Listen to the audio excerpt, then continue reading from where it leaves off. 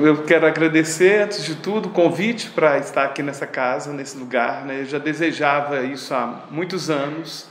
Eu recebi a honrosa visita da Macota, né, Quindoialê, ao Muquifo, do qual eu sou coordenador, e já há um tempo eu venho desejando estar aqui e estou me sentindo realizado, né, honrado com esse convite de estar aqui em mais esse território negro, que eu posso dizer território negro sagrado, e eu reverencio, né, toda a espiritualidade presente nesse lugar, né, me sinto de fato lisonjeado. Eu sou Padre Mauro, sou curador do Museu dos Quilombos e Favelas Urbanos, sou coordenador de um projeto de pesquisa em Belo Horizonte, que se chama Projeto Negrocidade, que é também o centro de documentação. Desenvolvo uma pesquisa em Belo Horizonte sobre territórios negros, voltado para a questão do patrimônio, e mais especificamente do afropatrimônio, do extinto Curral del Rei, e faço uma análise histórica desse afropatrimônio construído, edificado, planejado, projetado pela população negra no território, e também a evolução disso com a chegada da comissão construtora e essa análise histórica do que aconteceu com esse afropatrimônio e a destruição desse afropatrimônio e o que se faz hoje na cidade de Belo Horizonte buscando o resgate desse afropatrimônio. Tá? Sou vinculado ao programa de pós-graduação da PUC, eu faço um doutorado em Ciências Sociais. Eu começo falando exatamente sobre o projeto, a imagem que vocês podem contemplar agora, o projeto de Negrocidade, discutindo afropatrimônio, território e identidade. Esse é o tema que eu quero trabalhar hoje, né? Fui convidado para falar nessas atividades aqui propostas, e falo do Curral del Rei a Belo Horizonte, a construção de uma cidade segregada, e as lutas, né, que a própria comunidade negra vem desenvolvendo há séculos nesse território para garantir o seu patrimônio. Tá? Acho importante, numa imagem, levantar algumas questões. Né? Isso aqui fala do nosso conhecimento, e sobre ela a gente vai poder discutir. Né? Quem não valoriza a sua memória torna-se nômade, né, perdido, né, sem território, né, no seu próprio território, e corre o risco de ser alienado, ser colocado para fora e perder sua própria identidade, reproduzindo assim um modelo colonizador, né, de sociedade. O tema do patrimônio cultural é fundamental para construir processos de emancipação de sujeitos marginalizados, né? E aí eu já não preciso nem dizer, eu falo desses sujeitos, dessa população negra marginalizada nesse território. Um território que foi pensado e planejado e organizado, colocando para fora do espaço planejado a população negra. E é buscar e pesquisar esse afropatrimônio que ficou tantas vezes, que está soterrado debaixo do asfalto da cidade atual, que é a cidade de Belo Horizonte. O Muquifo e o projeto Negrocidade são experiências de valorização desse afropatrimônio do Curral del Rei a Belo Horizonte. Faço memória de um documento mais antigo que eu tive acesso nessa pesquisa, que é esse documento, é uma carta enviada em 1807, não se tem a data precisa, esse documento está arquivado no Arquivo Ultramarino, em Lisboa, né? Ele foi localizado, e ele é uma solicitação de uma irmandade de Nossa Senhora do Rosário dos Homens Pretos, presente no território oficialmente a partir do início do século XIX. O documento é de 1807, né? Mas quando essa irmandade está presente no território, obviamente, é anterior a esse documento. Então, nós podemos identificar já em meados do século XVIII a presença desta irmandade no território.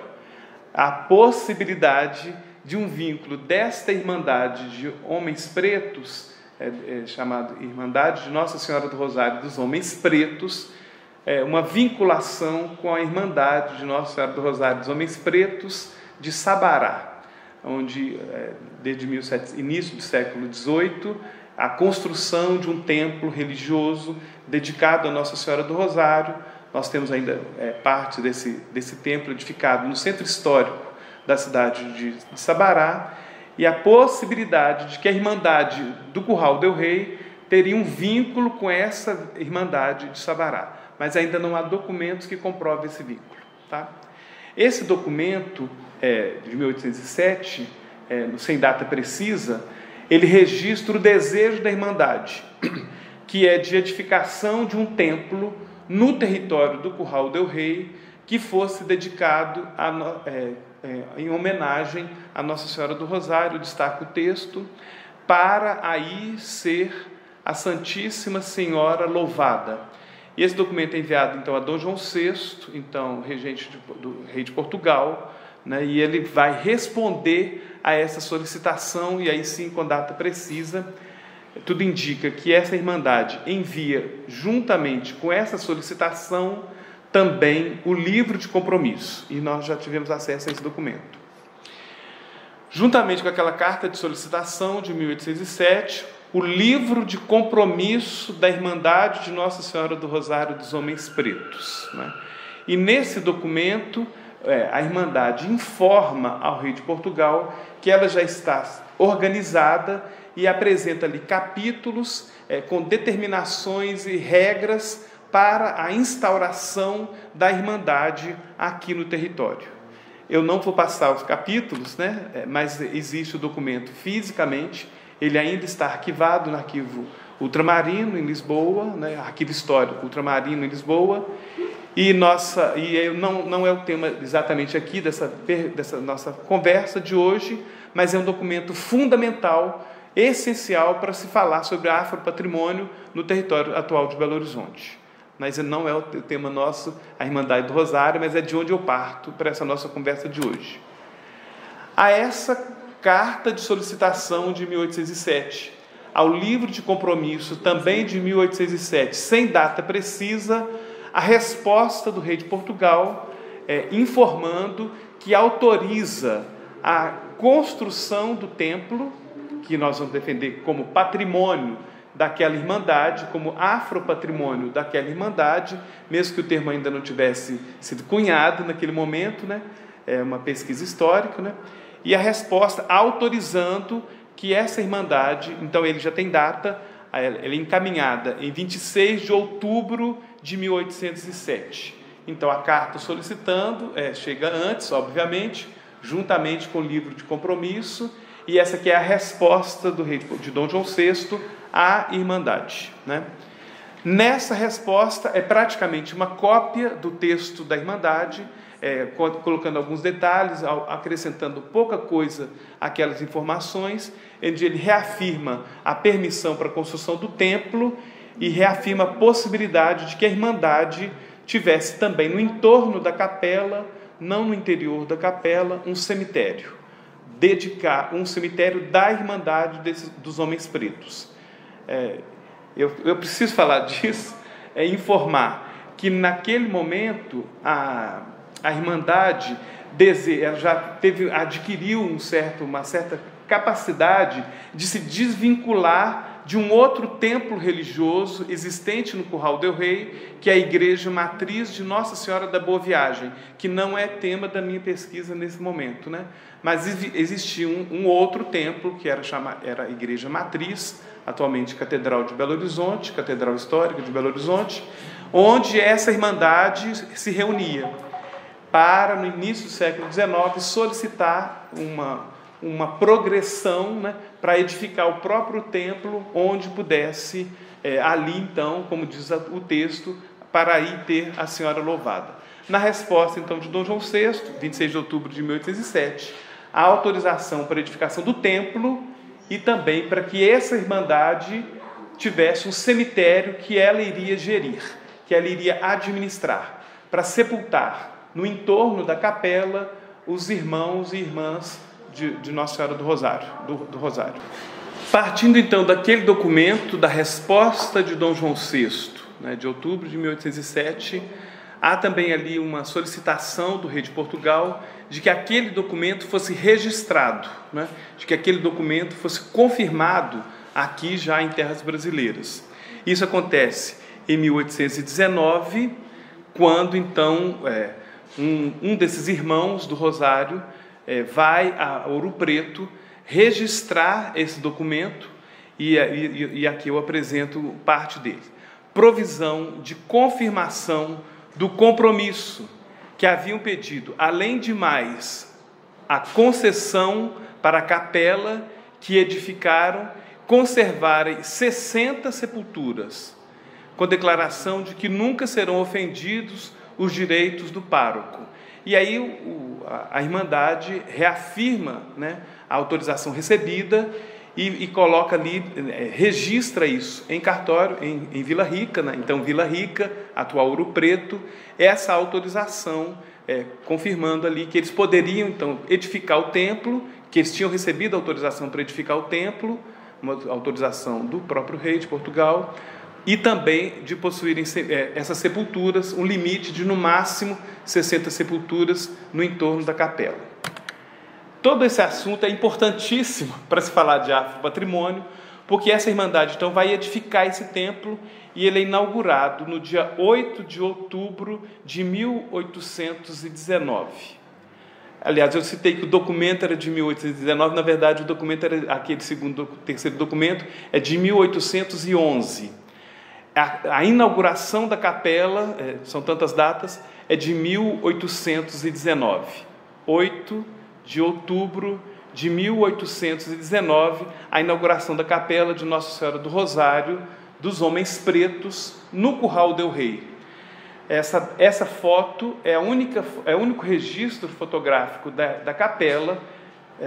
A capela não existe mais, foi totalmente demolida. Esse registro é de 1895, o registro é solicitado pela comissão construtora que chega a Belo Horizonte para demolir o Curral del Rei, demolir todas as edificações do Curral del Rei, para começar a construção da nova capital. Essa comissão construtora tem à frente o engenheiro e urbanista Arão Reis, que tem a cargo planejamento da cidade, né, de se planejar uma cidade, e há depoimentos, declarações do próprio Arão Reis. No futuro, ele fala em 1926, um documento onde ele registra que foi muito interessante a construção da cidade, porque ela partiu do nada. Ele faz uma referência como se no Curral del Rei não houvesse patrimônio, não houvesse nada a ser preservado. Esse é documento do próprio Arão Reis, a afirmação do próprio Arão Reis, mas é posterior, já em 1926, onde ele afirma que se construiu uma cidade que partiu do nada.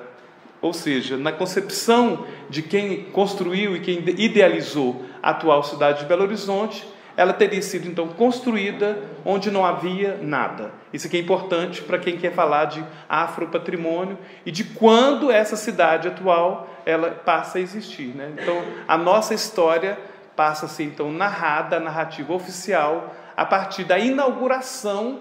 Pouco se fala, você pode dizer, da construção, a partir de 1894, mas a história da cidade começa na data 12 de dezembro de 1897, data da inauguração oficial de Belo Horizonte. E aí, então, é sobre isso que eu vim falar. Eu vim falar, então, de um patrimônio que existe e que não foi registrado. Um patrimônio não foi registrado, há registros disso, né? E que foi silenciado e que foi esquecido. A Capela do Rosário existiu, né, de 1819, data da sua inauguração, a 1894, e os belo-horizontinos, eu me falo como um deles, eu sou nascido em Belo Horizonte, nós não sabemos da existência dessa capela, então é preciso contar para as pessoas que existiu uma capela que foi construída por uma população negra e que essa capela foi demolida, foi destruída, que essa capela possuía um cemitério e que irmãos e irmãs do Rosário foram sepultados no entorno dela e que, até onde indica a nossa pesquisa, os corpos ali sepultados permanecem nesse lugar. Na minha fala, nas minhas reflexões, né, presenciais, é hora de perguntar aos belo-horizontinos, né, onde ficava essa capela, né? Para quem nasceu nessa cidade, ou quem mora aqui há muito tempo, quem já passou por essa cidade, né? Não sei se a gente pode ter interatividade aqui. Alguém sabe me dizer onde estava essa capela, né? Assim, antes de eu adiantar, desse pessoal que está aqui registrando. Quem sabe onde era essa capela? Macota não vale, Macota sabe. Macota já participou dessa atividade comigo, então está proibida agora, nesse momento, né? Eu já contei para ela, né? Eu já ouvi. Já ouviu essa parte? Eu acho que na Avenida Floresta. Você acha que estava lá na floresta? Como é que você chama? Diana. Diana. Ela não estava na floresta, Diana. E você? Ali na redondeza de São Geraldo. Você acha que era no São Geraldo? Como é que você chama? Joana. Joana. Não era no São Geraldo. Nossa. Era próximo de onde é a igreja.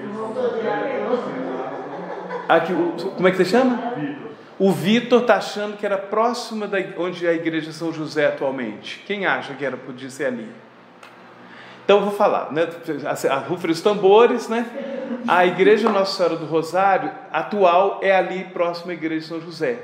A que foi construída em substituição.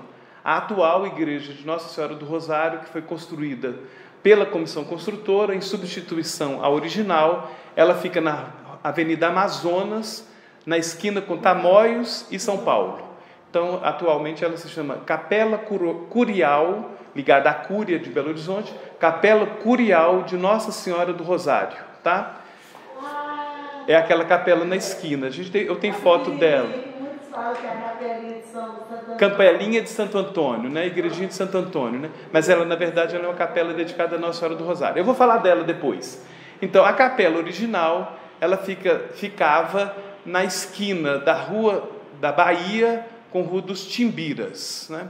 Então, para ter presente, pensa na Rua da Bahia, no alto tem a Igreja de Lourdes, abaixo da Igreja de Lourdes tem a Academia de Letras, a Academia Mineira de Letras, um pouco abaixo um café cultural, o Café Cultura, naquela esquina, exatamente naquela esquina, um curso de inglês de um lado, esse Café Cultura do outro lado, na outra esquina. Então ali, exatamente naquela encruzilhada da Rua da Bahia. Acho que encruzilhada é uma coisa importante assim para as culturas de matrizes africanas, né? Então, naquela encruzilhada, Rua da Bahia com Rua dos Timbiras, a Capela do Rosário estava ali e eu vou localizar exatamente nesse momento. Eu espero que depois nós tenhamos possibilidade de ampliar esse mapa, né, que as pessoas possam ver o mapa e localizar ali, mais ou menos, no centro desse mapa, o local onde era o antigo Largo do Rosário, onde havia então demolida, né, hoje demolida, Capela do Rosário, e nesse mesmo local o Cemitério do Rosário. É a partir daqui então que eu proponho uma discussão sobre afropatrimônio e territórios segregados, eu posso dizer racialmente segregados, na atual Belo Horizonte, né?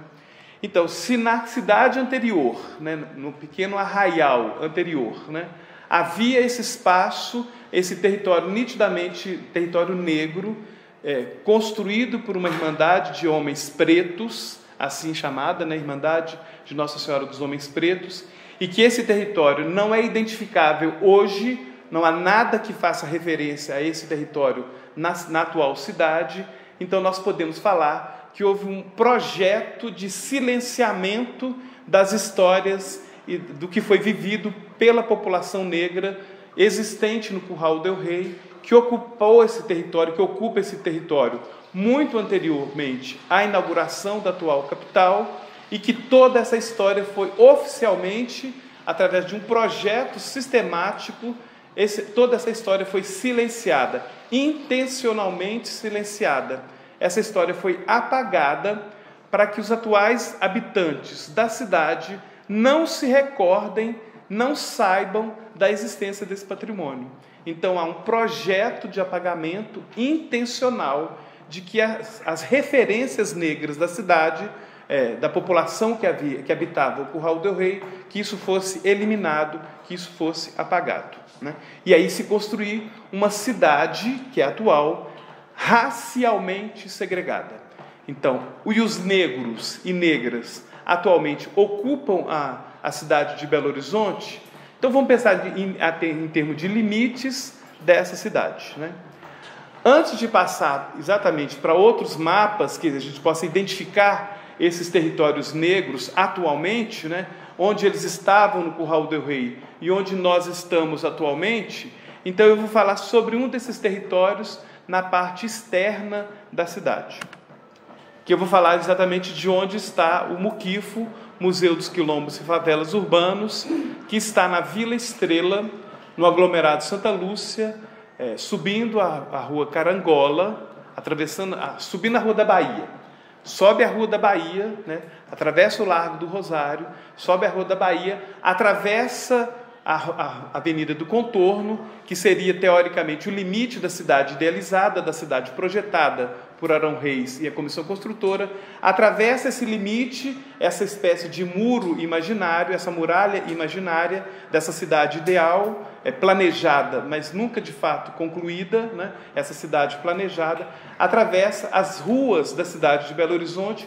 Quando atravessam a Avenida do Contorno, isso para quem não é Belo Horizontino, né, talvez não saiba disso, as ruas que atravessam a cidade, a parte planejada, né, da Avenida do Contorno, mudam inclusive de nome. Algumas não, a maioria delas, né, a Avenida Amazonas mantém o mesmo nome, né, a Avenida Afonso Pena mantém o mesmo nome, se não me engano.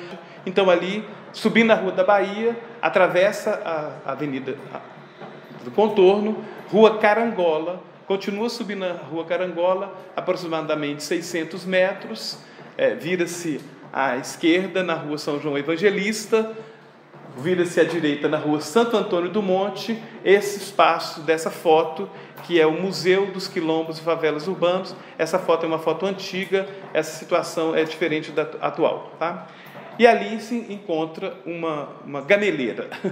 Eu acho isso aqui, para falar de territórios negros, nós temos essas referências negras na cidade, né? Então, as gameleiras seriam uma boa pergunta a se fazer. Se onde nós identificamos gameleiras, se a gente pode dizer gameleiras antigas, talvez seculares, se nesses locais não se poderia identificar ali antigos territórios negros, antigos quilombos, né, hoje chamados de quilombos urbanos, se a referência dessas gameleiras, né, não poderiam nos ajudar a descobrir e redescobrir essa cidade que foi soterrada. Então, na Vila Estrela, uma dessas gameleiras, né, frondosa gameleira, né, e ali tem o Museu dos Quilombos Urbanos, que discute, e favelas, né, que discute essa territorialidade e também esse modelo que segregou a população negra para fora da cidade idealizada. Voltando então, ainda outra informação, a comissão construtora, são muitas informações, a comissão construtora chega em 1894, e vai fazer um estudo de campo, vai conhecer o território, né? E identifica ali algumas construções, registra isso, faz um registro desse território, das edificações, faz um destaque para a igreja matriz, faz um destaque para alguns espaços, alguns poucos prédios que ela identifica, que ela registra, não quer dizer que eram só aqueles, né? E fala então da existência de uma capela, e aí essa seta indicando de propriedade de uma irmandade. E é isso que eu quero falar também sobre patrimônio. Pode pensar em patrimônio cultural, mas também a gente pode pensar na palavra propriedade como um bem, né? A propriedade como algo que se pode comprar, que se pode possuir, né? Além do patrimônio imaterial, a materialidade de um bem, né? Então, nesse caso, esse memorando de Arão Reis faz referência a essa capela que era de propriedade de uma irmandade. Tentar falar disso tudo é ir e voltar na história o tempo todo, né? Falar de territórios negros é ir e voltar o tempo todo. Essa cidade, então, inaugurada em dezembro de 1897, ela ainda não é uma sede de diocese. Eu falo desses aspectos religiosos. Falar então sobre patrimônio e afropatrimônio de Belo Horizonte exige a gente ir e voltar na história de Belo Horizonte o tempo todo, né? porque eu afirmei sobre esse silenciamento dessas histórias, e eu fui buscando identificar, eu pessoalmente, né, na minha pesquisa, identificar momentos na história onde é mais claro ser identificado momentos e ações que silenciaram essa população. E aí eu faço um destaque à ação, então, de Dom Cabral, que foi o primeiro bispo da Arquidiocese de Belo Horizonte. Só para entender historicamente, quase toda Minas Gerais pertencia à Arquidiocese de Mariana. E essa grande diocese passa então a ser reorganizada, e uma das divisões com uma nova capital, era necessário então se criar aqui nesse território uma sede de diocese. Alguém pode falar assim, um padre fazendo palestras sobre patrimônio e falando de diocese, falando de igreja, né? Será isso? É porque a minha pesquisa vai por esse lado. Tentar identificar atores que causaram esse silenciamento ao longo da história. Então, com a criação da Arquidiocese de Belo Horizonte, que só vai acontecer em 1922, vem para cá então esse primeiro bispo, Dom Antônio dos Santos Cabral, que quando chega, encontra não a situação da Capela do Rosário original, mas já a capela construída em substituição à capela que foi demolida, que é a capela que eu falo, essa que nós identificamos, na Avenida Amazonas, com São Paulo e Rua dos Timbir, e Rua dos Tamoios, né? Então, naquele local onde está a atual Capela do Rosário. Quando Dom Cabral chega, em 1922, ele encontra essa situação e ele vê a Irmandade dos Homens Pretos ocupando essa segunda capela que nós conhecemos hoje e que está hoje em Belo Horizonte, né, na Avenida Amazonas. E ele então começa a escrever documentos solicitando, né, exigindo a retirada dessa Irmandade, dessa presença negra daquele espaço religioso. E ele afirma, e aí eu preciso então ler o documento, né, porque eu não sei de cor. Ele fala, primeiro, no documento registrado em 27 de maio de 1923. Estamos informados de fonte muito segura que Sua Excelência, Excelentíssima, não sei, Reverendíssima, Dom Antônio dos Santos Cabral, bispo de Belo Horizonte, proibiu as festas chamadas de reinado que se faziam nessa cidade.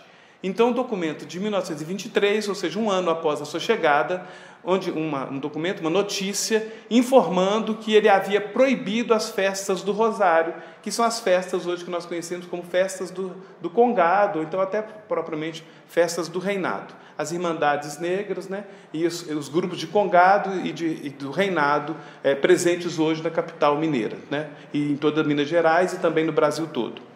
Um outro documento, já de agosto de 1923, esse registrado na Cúria Diocesana, aqui em Belo Horizonte, né, cita a necessidade de se suprimir, observe os verbos, né, suprimir a festa conhecida pelo nome de reinado.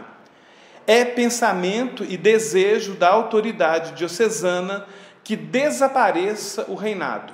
Esse é um documento, tem um aviso conhecido como aviso número 5 de Dom Cabral aos padres daquela época, né, daquele período, né, os padres que estavam à frente das paróquias da cidade de Belo Horizonte. Pior que esse é o documento, a Carta Pastoral de 1927, ou seja, ele começa um projeto de tirar de dentro do interior das igrejas católicas a presença da população negra que se manifestava através, né, e que se manifesta ainda hoje, né, que sobreviveu através dos reinados e dessa manifestação que ele considerava contaminada demais por ritos africanos, pela experiência, pela espiritualidade de matriz africana. E ele tem um projeto, do Cabral, tem um projeto de limpar, essa expressão, né, de limpar a igreja da presença da espiritualidade de matriz africana.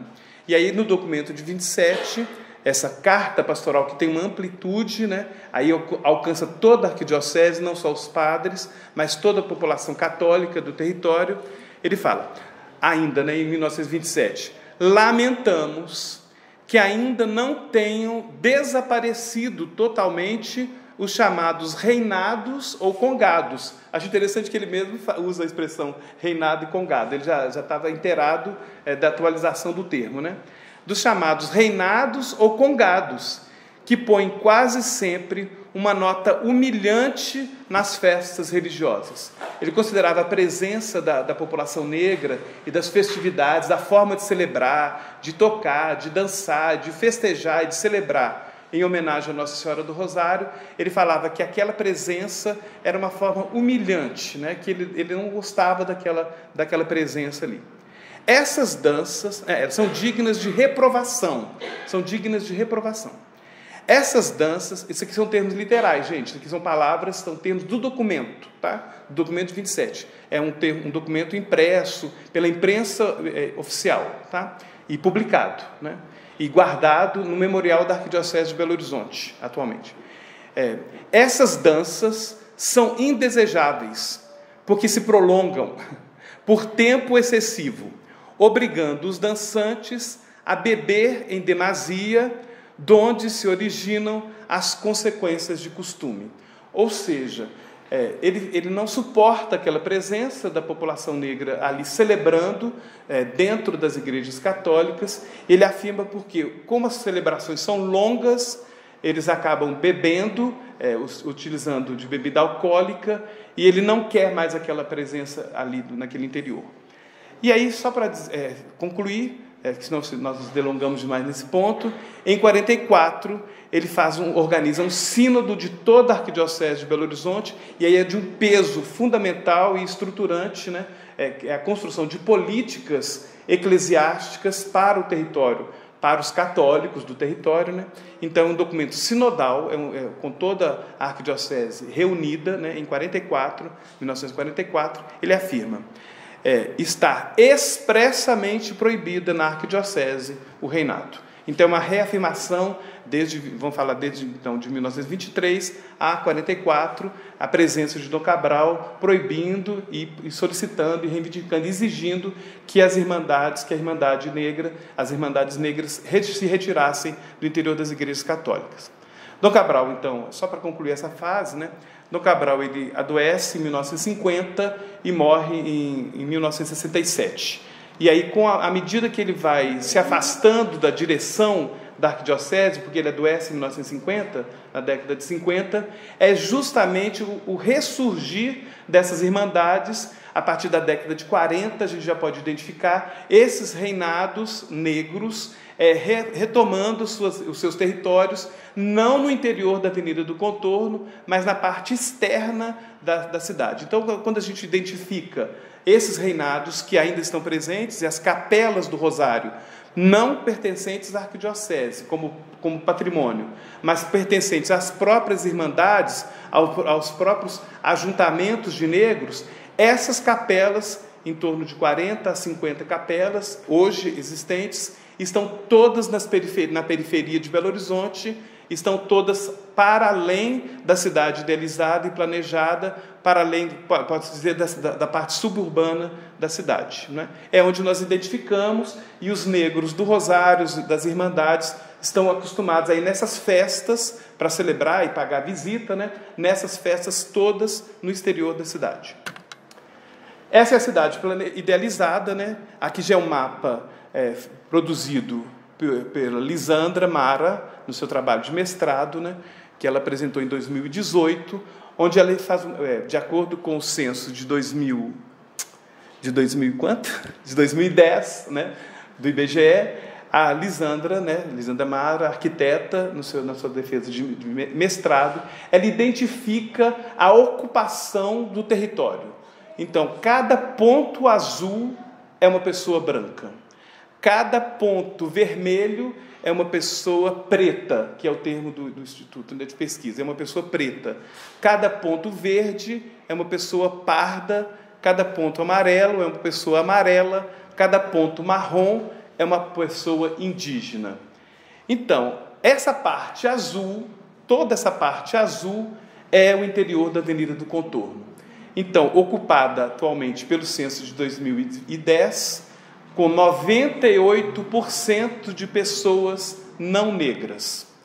Então, uma cidade que foi planejada para ser ocupada por não negros, E o resultado é esse, de acordo com a pesquisa da Lisandra Mara, objetivo alcançado, meta alcançada, colocar a população negra na periferia, distante do centro urbano, do centro mais urbanizado da cidade, então, planejada.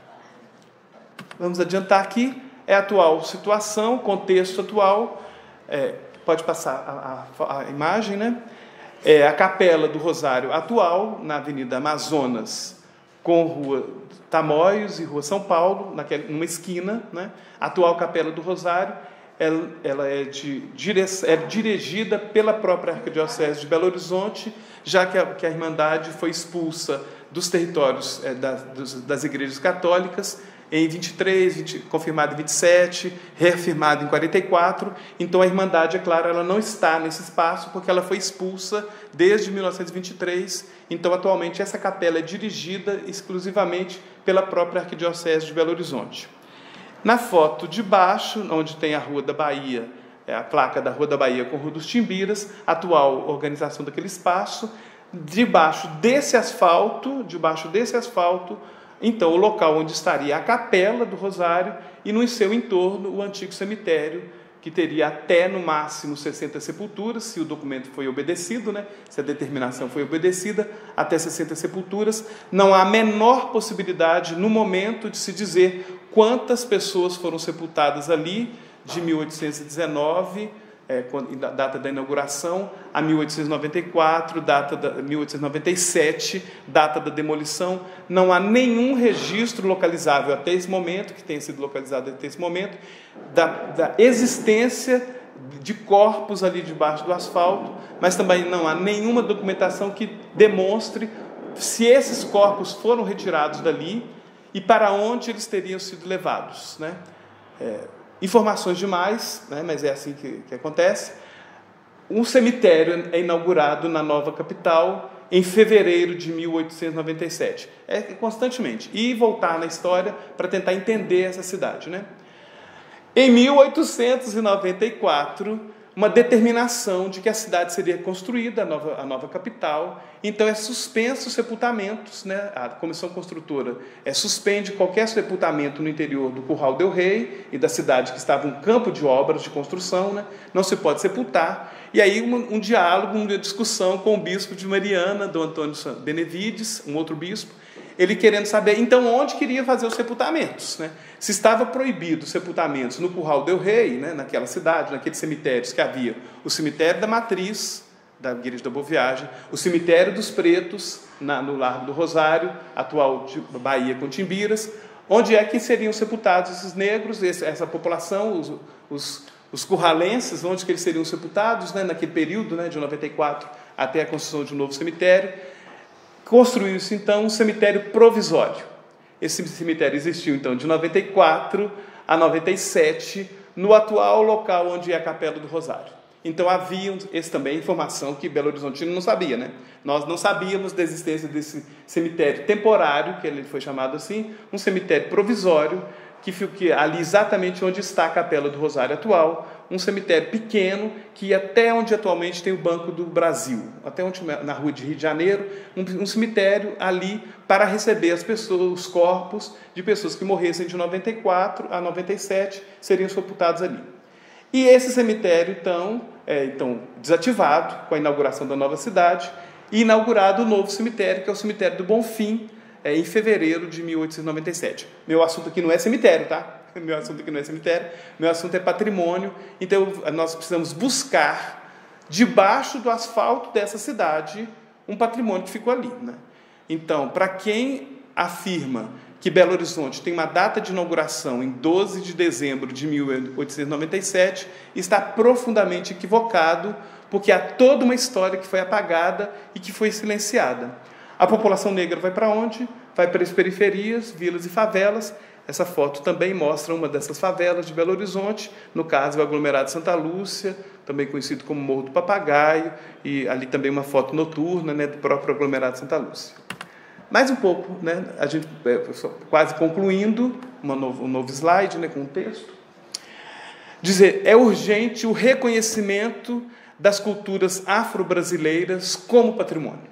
Então, para discutir sobre afropatrimônio hoje, nós precisamos reconhecer que a cultura africana que foi trazida com os escravizados de África seja considerado como cultura.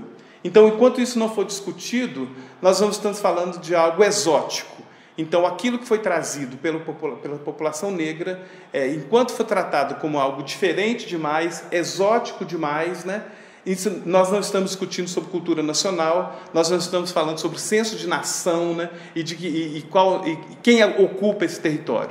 Então, nós precisamos rediscutir e falar a cultura africana trazida para esse território, né, é também cultura e é merecedora de reconhecimento e de ter sua história preservada. Essa população precisa que a parte da sua história seja preservada, da sua história, da sua ancestralidade, da sua história negra, trazida de África, seja preservada nesse território. Enquanto não se reconhecer todo o patrimônio que foi trazido por essas irmandades, né, pelos negros vindos de África, nós não podemos falar de patrimônio, já que não se discutiu e não se decidiu que isso é patrimônio, que aquilo que esses negros edificaram aqui é patrimônio, que a religiosidade que esses negros trouxeram é patrimônio, que a cultura, que tudo que eles trouxeram também é patrimônio, assim como aquilo que foi trazido pelos europeus, assim como aquilo que já existia e insiste em existir da população indígena do território. Enquanto toda essa experiência cultural indígena e negra for tratada no território como exótico, nós não podemos falar de território, nós não podemos falar de patrimônio, porque aí nós estamos falando de patrimônio de quem e patrimônio para quem. Então, a história do patrimônio no Brasil é marcada por essa experiência de patrimônios europeus, de patrimônios da população branca, que teve muito anteriormente reconhecido a sua cultura como cultura de verdade, como cultura superior, e tudo que estava aqui da população indígena e tudo que foi trazido de África considerado como inferior e não digno de ser preservado.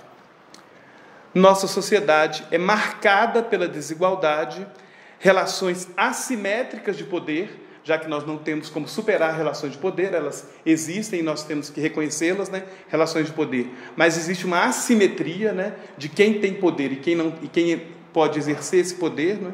E, historicamente, preconceituosa, a nossa sociedade brasileira, racista, tanto a nível individual, a gente fala de racismo individual, de uma pessoa com a outra, mas de um racismo também institucional, de um racismo religioso, que obviamente está na base de todo o racismo que se construiu nessa cidade. Então não podemos discutir racismo sem discutir racismo religioso, sem discutir aquilo que... Por isso que as imagens de Dom Cabral, a fala dele, né, para entender, era diferente demais daquilo que ele considerava como um modelo bom, como um modelo que tinha que ser seguido para aquela cidade que seria construída. Quem tinha que ocupar aquele território seriam pessoas brancas, e as pessoas negras deveriam viver do lado de fora. Então, o racismo religioso está na base da construção dessa cidade atual e dessas cidades que a gente podemos chamar de segregadas, né? Racialmente segregadas. E também nós podemos falar de um racismo epistemológico, né? Da construção de pensamento, onde se tem como matriz o pensamento europeu e a forma de se conceber e de se pensar branco, europeu, sem discutir a possibilidade de novas epistemologias, né? De novas fontes, como a fonte africana.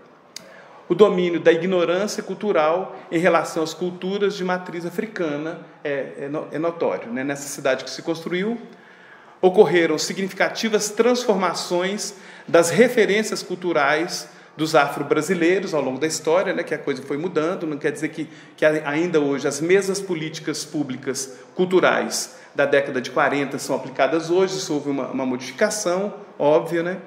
Que passaram a ser reconhecidas, essas culturas negras, né, também como patrimônio da cultura nacional, né? Isso vai acontecendo muito lentamente, né? Muito lentamente. Então, a grande maioria do que foi patrimonializado no Brasil ainda no caso de Minas Gerais, do barroco mineiro e da cultura europeia, né? E ao longo da história se vai percebendo muito lentamente a o reconhecimento de territórios negros e dessa cultura negra também como patrimônio imaterial e muito mais lentamente como algum patrimônio material, patrimônio material do território.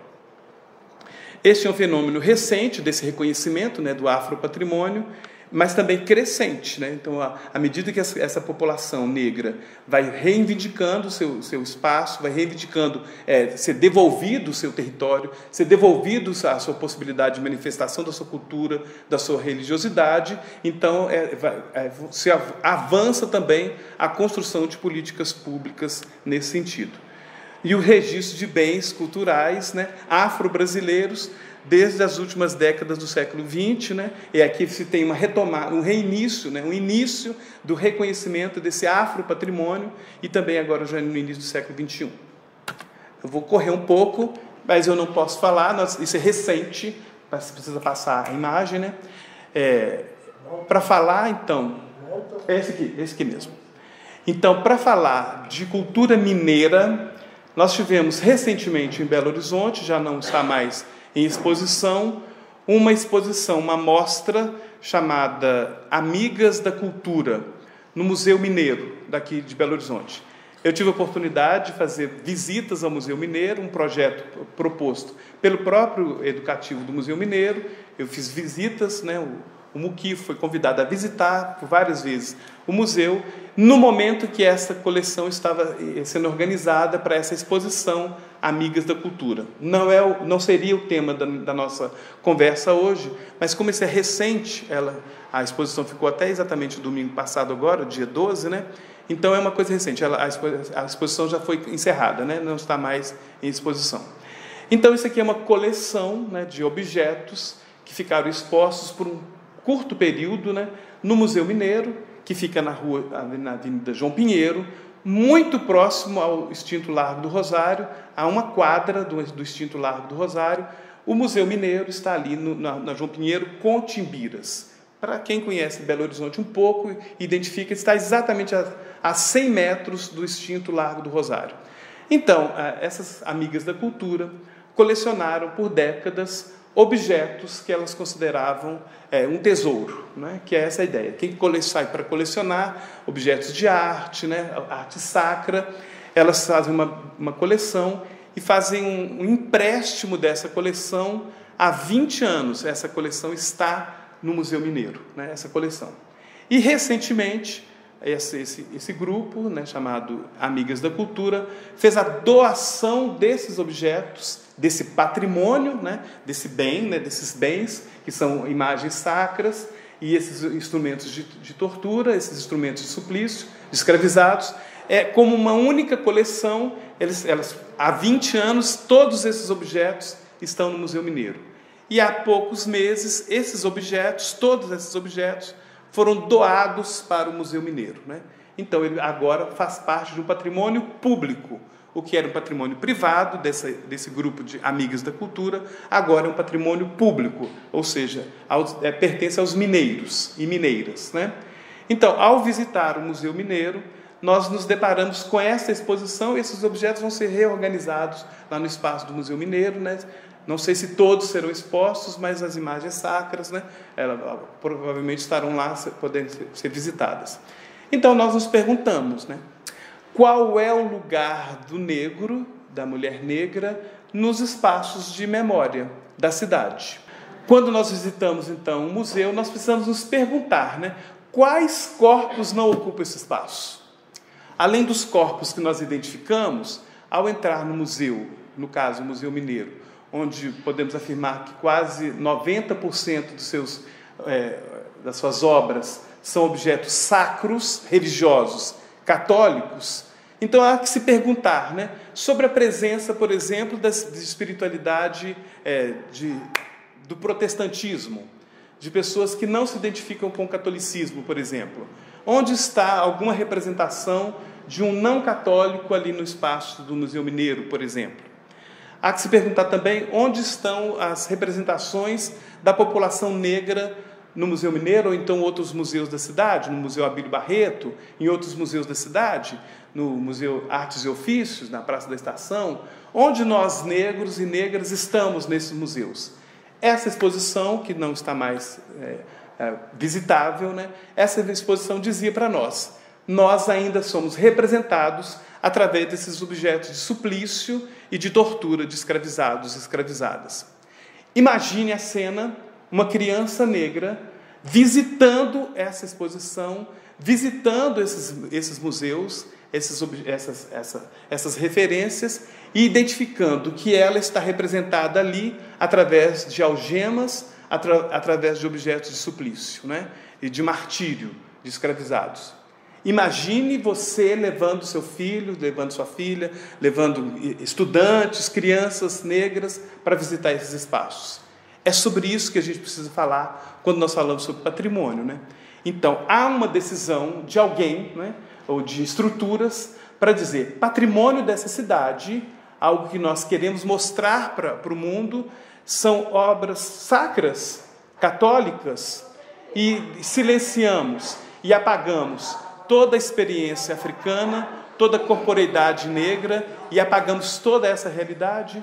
Então, isso é a se perguntar, mas eu não vou me deter também aqui, peço desculpas, mas aqui há uma grande interrogação quando, ao visitarmos espaços de memória, quais histórias são contadas ali e quais histórias não são contadas ali. Então, atualmente, em Belo Horizonte, eu falo como Belo Horizontino, há 54 anos, eu sou nascido aqui, né? Como Belo Horizontino, nós, negros e negras, não somos representados, a nossa história não é contada nos museus da cidade, quando é contada através de objetos de suplício.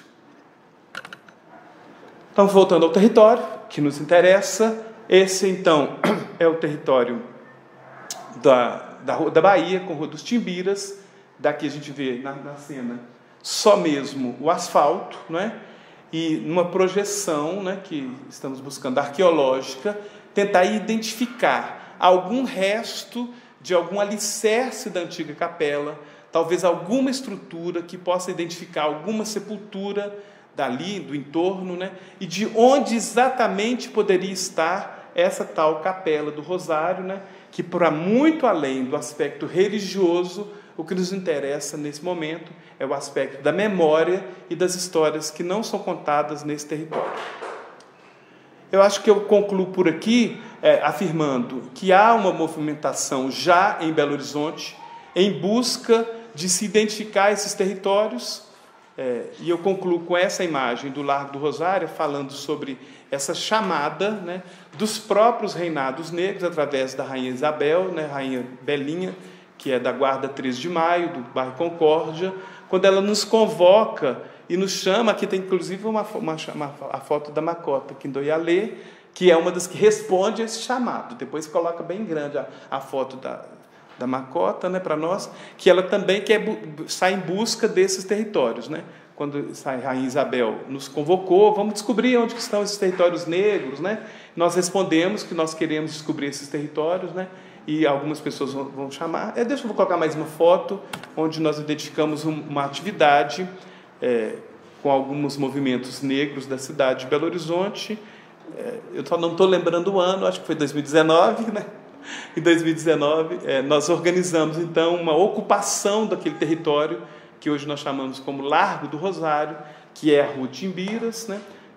Quase na encruzilhada com a Rua da Bahia, buscando identificar ali e falar já desse território e algumas ocupações, já algumas intervenções naquele território para garantir que ele seja reconhecido pela cidade de Belo Horizonte como patrimônio imaterial. Nós pedimos o registro desse local, desse espaço, como território negro soterrado de Belo Horizonte. Eu vou concluir minha fala, né, e depois a gente pode ter alguma conversa, né, espero que a gente tenha uma conversa, afirmando que tem gente preta debaixo do asfalto cinza da cidade dos brancos. Eu posso repetir, né? Tem gente preta sepultada debaixo do asfalto cinza da cidade dos brancos, mas eu posso afirmar também, vendo algumas crianças aqui, né, que não por muito tempo, né? Nós vamos voltar, né? Nós estamos voltando, nós estamos reocupando esse território, e com os nossos corpos, né?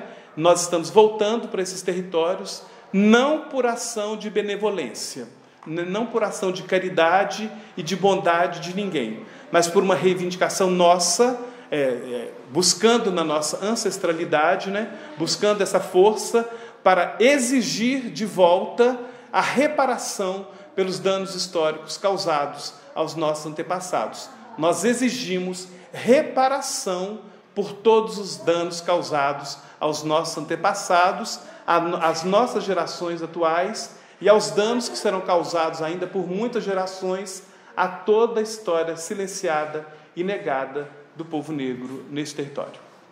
Eu sou Marcota Kidayalê e eu tenho 3 perguntas ao Padre Mauro.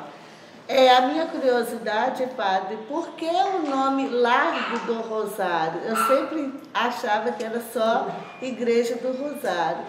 E aí eu vejo o senhor sempre falando o Largo do Rosário. Da Igreja Nossa Senhora, da antiga Igreja Nossa Senhora do Rosário, né? Os pertences dessa igreja, o patrimônio dessa igreja, está onde? Continua nessa igreja mesmo? Ali que a gente conhece muito como a Igrejinha de Santo Antônio, né? Porque a gente percebe, por exemplo, que eu já entrei dentro dessa igreja e eu não vejo assim, eu não tenho uma sensação de uma capela como eu vejo as capelas do Rosário, né? Dentro dos territórios negros. E a terceira pergunta a gente sabe que o Estado, né, está fazendo o registro das guardas e das irmandades do Rosário. Ela vai também reconhecer esse patrimônio que era da Irmandade do Rosário como também um instrumento, né, de propriedade, é nosso, a igreja é nossa. E aí, como que o Estado vai também, para além de reconhecer as práticas, né, culturais desses povos, mas também os espaços e as construções que eram também como patrimônio desses povos, que já era patrimônio antes do Estado entender que é patrimônio. A minha pergunta, ela entra também no que a Cássia disse. Existe, né, uma guarda de Congado que chama Nossa Senhora do Rosário dos Homens Pretos. Como que fica a situação que o Estado vê, a situação deles, que não podem cultuar, como que eu posso falar? Ir na igreja, fazer o culto deles, né? Porque o Congado, o padre, ele também vai às igrejas, né? Nos festejos, e não tem a igreja de Nossa Senhora do Rosário, que era a capela tradicional e a única. Hoje eles buscam em outras igrejas para fazer os festejos? Uma pergunta bem breve. Primeiro agradecer, foi maravilhosa a palestra. Minha pergunta é, como é que você vê a questão que a gente consiga fazer o reconhecimento como patrimônio, né, da cultura afro-brasileira sem cair nas armadilhas da democracia racial? E eu falo isso porque você falou algo muito importante na sua palestra, né, que o que está em discussão com o reconhecimento do patrimônio é a história de nação que a gente tem aqui no Brasil, né? E essa história a gente sabe que o que nem você falou, né? A cultura europeia foi considerada patrimônio cultural e a cultura negra foi considerada exótica, mas ao mesmo tempo a gente vê que toda a construção do Brasil você tem incorporação do branco benfeitor que tem, né, que tem, entre aspas, né, piedade dos escravos, que permite samba, que dança junto. Todo o mito da miscigenação, né? A história do Brasil, ela na verdade é permeada por uma história de uma cultura negra e branca junta, e isso se faz um mito que se usa, né, para continuar excluindo e marginalizando a população negra. Então, como é que a gente pode fazer esse reconhecimento sem cair nessas armadilhas? Meu nome é Joana. Eu não sei se minha pergunta vai estar dentro desse conceito, mas gostaria muito que o senhor me esclarecesse se é possível fazer uma missa conga, uma missa afro, para que as pessoas do candomblé fossem vestidas a caráter e se essa igreja estaria aberta para entrarmos, dançar, cantar, louvar essa missa. Seria possível isso? Porque eu não vejo. A maioria das igrejas que temos hoje não vê o candomblé, o lado espírita, o lado africano, com esses olhos. E eu gostaria muito que alguém, um padre, como o senhor mesmo, fizesse um presente desse para nós, que somos de terreiro de candomblé. Meu nome é Eduardo. Primeiramente, obrigado pela apresentação. Eu gostaria de fazer uma pergunta, fazer uma pequena introdução, só para ver se eu consigo contextualizar. No Rio de Janeiro, o primeiro patrimônio que foi registrado pelo IPHAN foi o que eles chamam de Museu de Magia Negra, que é uma coleção que foi justamente apropriado do material que era tomado das religiões de matriz africana. Mas só que recentemente eles conseguiram fazer uma reapropriação desse material e eles conseguiram ressignificar as próprias comunidades negras do Rio de Janeiro. Eu gostaria de perguntar o que o senhor acha de ações aqui em Belo Horizonte para fazer uma reapropriação e esses próprios agentes conseguirem gerenciar esses patrimônios culturais. Seria isso, eu agradeço. Macota, então você me perguntou sobre essa questão, por que eu me refiro a Largo do Rosário, é porque é um conjunto, não só faço referência à capela. A capela, tinha como nome, Capela de Nossa Senhora do Rosário. Muita gente fala Capela do Rosário. Que eu estou falando do Curral del Rei, né? Então, Capela do Rosário, que tinha um cemitério no entorno e tinha um espaço mesmo como uma praça. Isso é uma referência, né? Então, às vezes você pode falar o Largo da Matriz, que havia o Largo da Matriz da Boa Viagem, havia o Largo do Rosário, e as cidades coloniais, muitas delas ainda mantêm esses espaços onde tem uma igreja, que às vezes o Largo toma o nome da padroeira daquela capela, né? Então, no caso da Capela do Rosário, tinha uma espécie de praça, que aí a população do Curral del Rei se referia àquele espaço, é registrado assim como Largo do Rosário, e é o termo que nós estamos usando agora.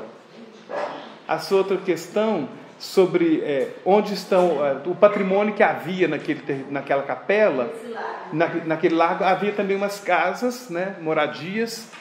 Há a possibilidade de se identificar quem eram os proprietários das casas do Largo do Rosário, mas eu ainda não vejo uma referência se esses ocupantes eram ou não negros. Então, você tem ali moradores no Largo do Rosário, né? Residências, né? E o patrimônio da capela não faz referência nenhuma sobre a preservação dele. Um padre que passou por aqui em 1894, que é o padre Francisco Martins Dias, ele faz um levantamento do que havia ali. Ele fala que dentro da capela tinha alguns livros que estavam já muito usados, as roupas dos padres, o material litúrgico que estava muito velho. Ele faz essa referência, está no livro dele, né, do padre José Francisco Martins Dias. Mas sobre o patrimônio mesmo, não há registro de nada para onde esse patrimônio foi.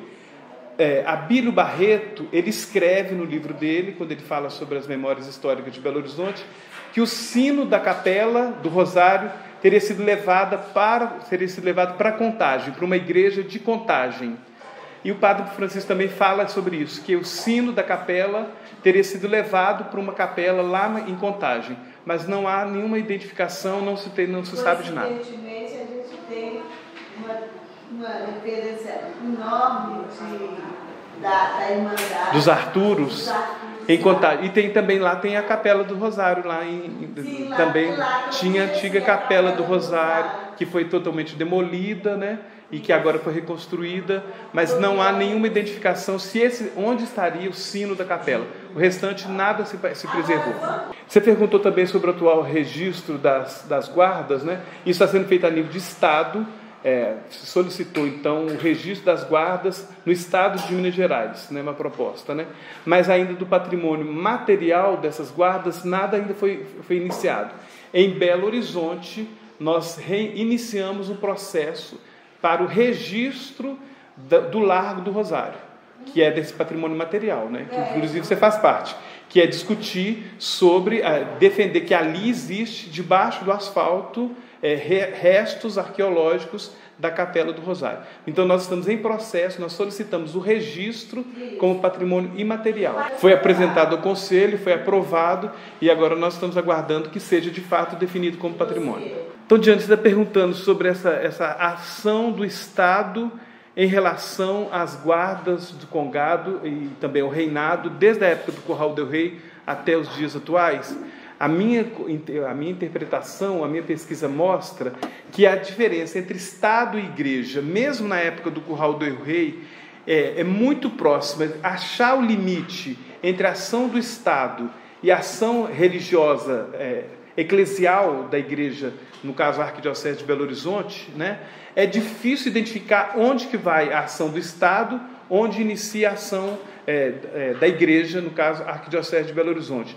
Eu acho que existe sempre uma mistura, né, desse Estado proclamado como Estado laico, mas que, na verdade, observando a documentação, observando as normas, né, tudo que a gente vai observando, é que existe uma aproximação, né, uma contaminação do Estado por determinações da Igreja. Então, é a Igreja, de forma pouco sutil, definindo políticas públicas para o Estado, né? Então, é um Estado que acaba permanecendo um Estado religioso e não laico. Então, você vai ter, ainda hoje, as capelas do Rosário, onde os negros têm autonomia e celebram, são de propriedade dos próprios negros, desvinculados do patrimônio da Arquidiocese de Belo Horizonte, que é o caso que eu pesquiso, né?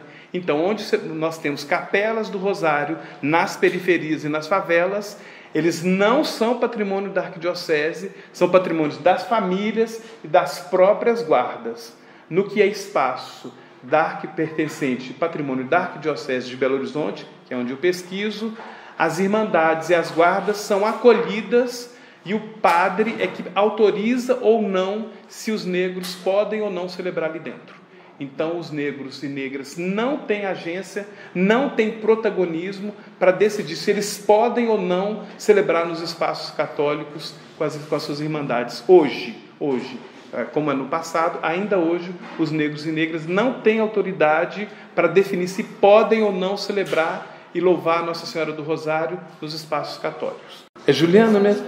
Como reconhecer esse afropatrimônio como, se existe essa armadilha do mito da igualdade racial? É democracia racial que eu estava tentando lembrar falar. Juliana, pergunta complexa, né? Mas a gente, então, para falar sobre isso, a gente está pensando sobre identidade nacional, né? E essa proposta que vai sendo construída de quem é o povo brasileiro, né?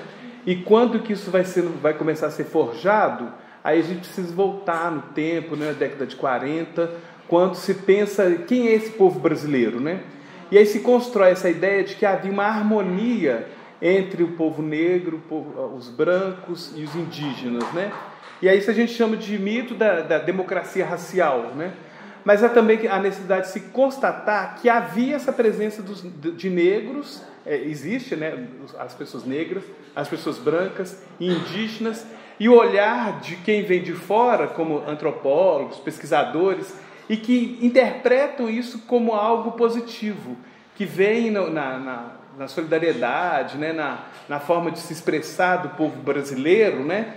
Identifica que uma harmonia é um olhar de fora, mas quem está dentro não vai achar essa harmonia, porque a gente vai ver, mas existe uma desigualdade aí, né? Existe qual é o lugar do povo indígena, qual que é o lugar social ocupado pela população negra e qual que é o lugar ocupado pela população negra. Então, olhando hoje, com o nosso olhar de hoje, é claro que isso é falso. É claro que não existe uma igualdade racial, né? Existe uma disparidade profunda, né? Mas o olhar de fora, quando vê essa população se relacionando, negros e brancos, né? Europeus e descendentes de africanos, né? Aparenta e constrói toda uma noção de patrimônio e de preservação de patrimônio, levando em conta essa falsa interpretação de que era harmônico. E que o resultado daquilo pudesse ser, por exemplo, o barroco mineiro sendo esculpido por mãos de um mulato, né? De aleijadinho, né? A harmonia aí acontecendo, filho de negro com branca, que vai fazer essa arte mineira tão reconhecida, né? E aí a gente vai dizer, é uma falácia, porque na verdade não há um deslocamento social de negros que não se deslocam, né? Que permanecem subalternizados. E aí a gente fala, é mito porque nós olhamos agora, né? E a gente vai dizer, isso é um mito, isso não existe. Não há igualdade racial, né? Não existe, né? Não existiu, né? Houve sempre uma disparidade, né? E a população negra e indígena subalternizada, né? Sendo conduzida pela branquitude, vamos dizer assim, em termos bem claros. A definição como patrimônio tem que ser reconhecida a agência e o protagonismo da população negra que o Eduardo colocou, né? Então você tem que reconhecer isso, que tem esse protagonismo. Mas tem uma utilização disso, né, para se manter o discurso da igualdade e para que não se desloque a população negra para ascensão social. Então, aí nós estamos fadados a isso. Porque quem continua governando e quem continua sendo os governantes é a elite branca, né? Essa população branca que continua permanentemente nos espaços de poder, né? E aí, então, é esse ciclo vicioso, né? Então, é claro que vai se utilizar disso, né, dessa definição do patrimônio, da possibilidade de afropatrimônio, isso vai ser reutilizado, né? Então, o Eduardo fez essa referência ao Museu da Magia Negra, né, que foi relocado, né? Então aí tem a questão também da presença, do protagonismo da população negra experimentada lá no Rio de Janeiro, né? Quando essa própria população negra fala, não, tem objetos que estavam antes segregados, né, considerados como magia negra, que agora vai ser trazido a público, vai ser preservado, e há objetos que não serão expostos. Então quem está definindo essas políticas culturais agora não é o outro, mas a própria população negra. E aí eu vou fazer referência à proposta aqui do Largo do Rosário, que é protagonizado pela população negra, pelas Irmandades do Rosário, pelas guardas de Congado. Somos nós, negros, que estamos reivindicando esse espaço como espaço de memória. Então, romper com o que vinha sido estabelecido antes, que era a benevolência dos outros, né? Se dizendo responsáveis pelo patrimônio, nos concedendo algo. Mas agora o nosso protagonismo como população negra, reivindicando. Isso aqui, meus avós estão sepultados aqui, meus bisavós estão sepultados aqui, ou então eu não sei onde eles estão, né?